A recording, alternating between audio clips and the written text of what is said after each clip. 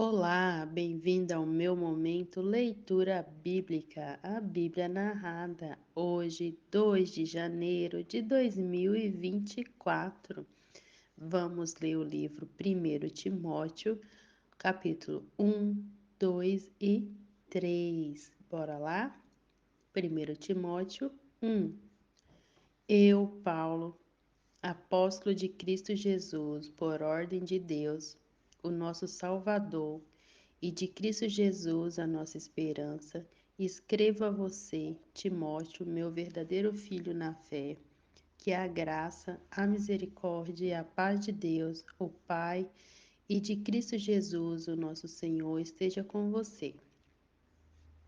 Peço que você continue na cidade de Éfeso, como já pedi quando estava indo para a província da Macedônia. Existe aí nesta cidade alguns que estão ensinando doutrinas falsas e você precisa fazer com que eles parem com isso. Diga a essa gente que deixe de lado as lendas e as longas listas de nomes de antepassados, pois essas coisas só produzem discussões. Elas não têm nada a ver com o plano de Deus, que é conhecido somente por meio da fé. Esta ordem está sendo dada a fim de que amemos uns aos outros com um amor que vem de um coração puro, de uma consciência limpa e de uma fé verdadeira. Alguns abandonaram essas coisas e se perderam em discussões inúteis. Eles querem ser mestres da lei de Deus, mas não entendem nem o que eles mesmos dizem, nem aquilo que falam com tanta certeza. Sabemos que a lei de Deus é boa se for usada como se deve. Devemos lembrar, é claro, que as leis são feitas não para as pessoas corretas, mas para os marginais e os criminosos, os ateus e os que praticam o mal, e para os que não respeitam a Deus nem a religião.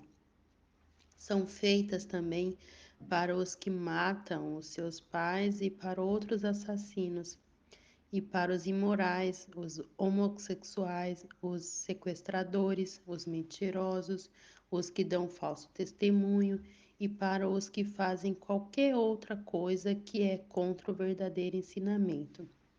Esse ensinamento se encontra no Evangelho que Deus me encarregou de anunciar, isto é, na boa notícia que vem do Deus bendito e glorioso. Agradeço a Cristo Jesus, o nosso Senhor, que me tem dado forças para cumprir a minha missão. Eu lhe agradeço porque ele achou que eu era merecedor e porque me escolheu para servi-lo. Ele fez isso apesar de eu ter dito blasfêmia contra ele no passado e de ter perseguido e insultado. Mas Deus teve misericórdia de mim, pois eu não tinha fé e por isso não sabia o que estava fazendo. E o nosso Senhor derramou a sua imensa graça sobre mim e me deu a fé e o amor que temos por estarmos unidos com Cristo Jesus. O ensinamento verdadeiro e que deve ser crido e aceito de todo o coração é este: Cristo Jesus veio ao mundo para salvar os pecadores, dos quais eu sou o pior. Mas foi por este mesmo motivo que Deus teve misericórdia de mim, para que Cristo Jesus pudesse mostrar toda a sua paciência comigo. E isso ficará como exemplo para todos os que no futuro vão crer nele e receber a vida eterna.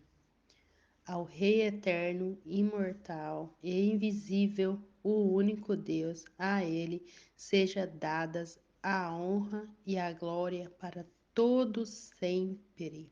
Amém. Timóteo, meu filho, eu entrego esta ordem a você. Ela está de acordo com as palavras da profecia ditas há muito tempo a respeito de você. Que essas palavras sejam as suas armas para que você possa combater bem. Conserve a sua fé e mantenha a sua consciência limpa. Algumas pessoas não têm escutado a sua própria consciência, e isto tem causado a destruição da sua fé. Entre elas estão Himeneu e Alexandre, que eu já entreguei a Satanás para que aprendessem a não blasfemar mais. Segundo Timóteo 2. Em primeiro lugar, peço que sejam feitos orações, pedidos, súplicas e ações de graça a Deus em favor de todas as pessoas. Orem pelos reis e por todos os outros que têm autoridade, para que possamos viver uma vida calma e pacífica, com dedicação a Deus e respeito aos outros.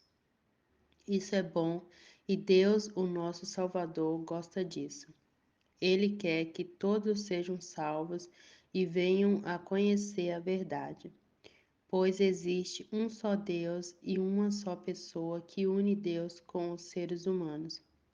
O ser humano, Cristo Jesus, que deu a sua vida para que todos fiquem livres dos seus pecados. Essa foi a prova dada no tempo certo de que Deus quer que todos sejam salvos. E eu fui escolhido como apóstolo e mestre dos não-judeus para anunciar a mensagem da fé e da verdade. Eu não estou mentindo, estou dizendo a verdade. Quero que em todos os lugares os homens orem, homens dedicados a Deus, e que, ao orarem, eles levantem as mãos sem ódio e sem brigas. Quero também que as mulheres sejam sensatas e usem roupas decentes e simples, que elas se enfeitem, mas não com penteados complicados, nem com joias de ouro ou de pérolas, nem com roupas caras, que se enfeitem com boas ações, como devem fazer as mulheres que dizem que são dedicadas a Deus. As mulheres devem aprender em silêncio e com toda a humildade. Não permito que as mulheres ensinem ou tenham autoridade sobre os homens. Elas devem ficar em silêncio, pois Adão foi criado primeiro e depois Eva. E não foi Adão que foi enganado, a mulher é que foi enganada e desobedeceu à lei de Deus. Mas a mulher será salva tendo filhos se ela com pureza continuar na fé, no amor e na dedicação a Deus. 1 Timóteo 3. Este ensinamento é verdadeiro. Se alguém quer muito ser bispo na igreja, está desejando um trabalho excelente. O bispo deve ser um homem que ninguém possa culpar de nada. Deve ter somente uma esposa, ser moderado, prudente e simples. Deve estar disposto a hospedar pessoas na sua casa e ter capacidade para ensinar. Não pode ser chegado ao vinho nem briguento, mas deve ser pacífico e calmo. Não deve amar o dinheiro, deve ser um bom chefe da sua própria família e saber educar os seus filhos de maneira que eles lhe obedeçam com todo respeito. Pois, se alguém não sabe governar sua própria família, como poderá cuidar da Igreja de Deus? O bispo não deve ser alguém convertido há pouco tempo. Se for, ele ficará cheio de orgulho e será condenado como o diabo foi. É preciso que o bispo seja respeitado pelos de fora da igreja para que não fique desmoralizado e não caia na armadilha do diabo. Do mesmo modo, os diáconos devem ser homens de palavra e sérios.